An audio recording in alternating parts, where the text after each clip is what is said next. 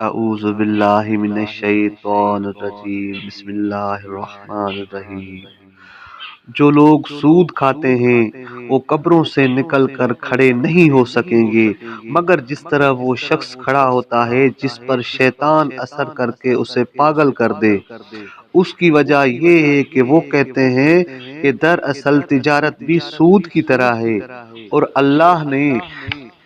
تجارت کو حلال اور سود کو حرام کیا ہے۔ پھر جس کے پاس اس کے رب کی طرف سے نصیحت آئے پھر سود سے باز آ جائے، اس پر منع سے پہلے کھایا ہوا سود معاف ہے، اور اس کا معاملہ اللہ کے پاس ہے۔ اور جو شخص اسے حلال جانے پھر سود لے گا تو یہی لوگ دوزخی ہیں، اس کے اندر ہمیشہ رہنے والے ہیں۔ اللہ سود کے مال کو ختم کرتا ہے، یعنی اس میں برکت نہیں ڈالتا، اور زکوٰۃ کے مال اور اس کے ثواب کو بڑھاتا ہے، اس میں برکت ڈالتا ہے۔ اور اللہ کسی بھی سود خور، حرام خور، کافر، گنہگار کو پسند نہیں کرتا۔ بے شک جو لوگ ایمان لائے اور انہوں نے اچھے کام کیے اور نماز قائم کی اور زکوٰۃ دی، ان کے لیے اپنی رب کے پاس اجر ہے، اور ان کے لیے نہ کوئی خوف ہے اور نہ ہی وہ غمگین ہوں گے۔ اے ایمان والو، اللہ سے ڈرو، اور جو سود باقی رہ گیا ہے اسے چھوڑ دو اگر تم ایماندار ہو۔ پھر اگر سود نہیں چھوڑتے تو پھر اللہ اور اس کے رسول صلی اللہ علیہ وآلہ وسلم کے ساتھ جنگ کرنے کے لیے تیار رہو، اور اگر توبہ کرتے ہو تو تمہارے لیے کمی بیشی اور نقصان کے بغیر تمہارے اموال کا اصل سرمایہ ہے۔ نہ تم ظلم کرو اور نہ تم پر ظلم کیا جائے۔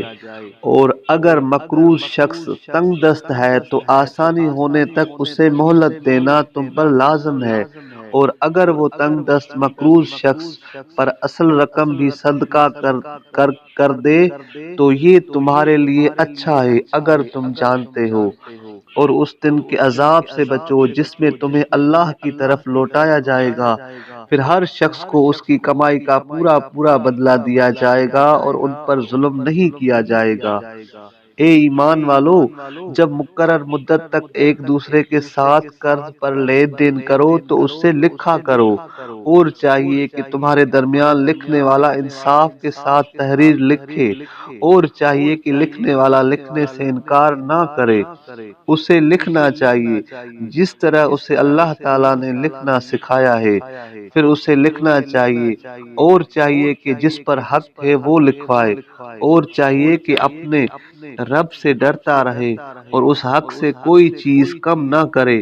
پھر جس پر حق ہے اگر وہ بے عقل یا ضعیف ہے یا لکھوا نہیں سکتا تو چاہیے کہ اس کا وارث انصاف کے ساتھ لکھوائے، اور اپنے مردوں میں سے 2 افراد کو گواہ مقرر کرو۔ پھر اگر گواہ 2 مرد نہ ہو تو 1 مرد اور 2 عورتیں گواہی دیں، یعنی ایسی گواہی میں سے جن سے تم راضی ہو، کہ اگر ان دونوں عورتوں میں سے ایک بھول جائے تو دوسری اسے یاد دلائے۔ اور جب گواہوں کو بلایا جائے تو گواہ بنے، گواہ بننے یا گواہی دینے سے انکار نہ کرے، اور مقرر مدت تک اپنے حق کو لکھنے میں سستی نہ کرو، اگرچہ حق چھوٹا ہو یا بڑا، تمہارا اس سے لکھنا ہی اللہ کے ہاں زیادہ قابل انصاف اور گواہی دینے کے لیے زیادہ مضبوط اور اس بات کی زیادہ قریب تر ہے کہ تم شک میں نہ پڑو، مگر یہ کہ تجارت ہاتھوں ہاتھ ہو اور تجارتی مال موجود ہو جو تم ایک دوسرے کے ساتھ کرتے رہتے ہو، تو پھر اس میں تم پر گناہ نہیں ہے کہ اس سے نہ لکھو۔ اور جب تم ایک دوسرے کے ساتھ لین دین کرو تو گواہ مقرر کرو، اور کاتب اور گواہ کو تکلیف نہ دی جائے، اور اگر تم ایسا کرو گے تو پھر یہ تمہاری نافرمانی ہوگی۔ اور اللہ سے ڈرو، اور اللہ تمہیں سکھاتا ہے، اور اللہ ہر چیز کو جاننے والا ہے۔